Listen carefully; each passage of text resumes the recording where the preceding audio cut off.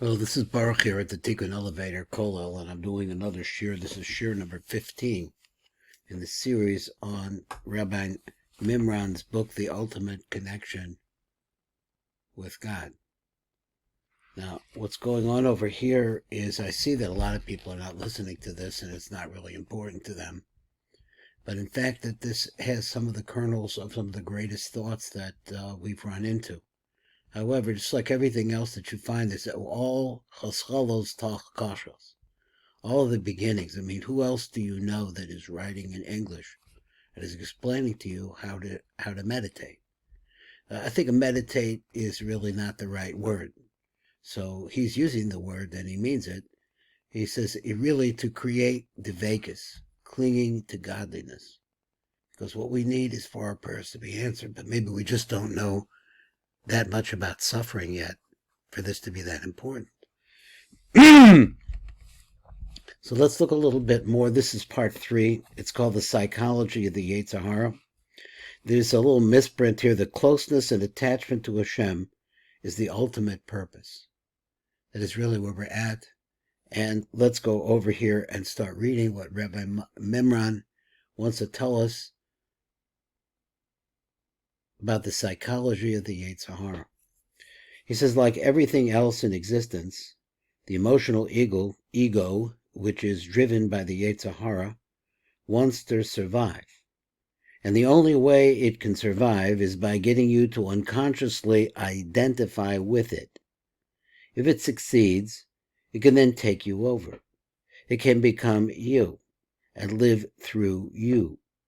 Like a destructive parasite, it needs to nourish itself through you. It will feed on any experience that resonates with its own kind of energy. What is that energy? Anything that creates further pain in any form. It can feed on any negative within you, such as anger, destructiveness, hatred, grief, emotional drama, violence, and even illness. Worry. Once it has taken you over, the emotional ego will create a painful situation in your life that will reflect its own negative energy frequency, and it will then feed on that negativity.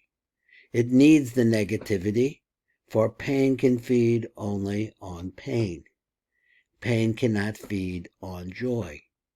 It finds joy to be altogether indigestible. That's, he says, is our ego. Let's go on. If the emotional ego succeeds in taking you over, it will leave you wanting more pain. You will become either a victim or a perpetrator. You will want to suffer pain or to inflict pain, or both. On some levels, there really isn't much difference between suffering and inflicting pain. Could use some explanation on that. All this happens unconsciously. In all likelihood, you will insist that you do not want pain. Who wants pain? However, if you are able to observe yourself objectively, you will find that you are thinking and behaving in ways that will keep the pain going, both for yourself and for others.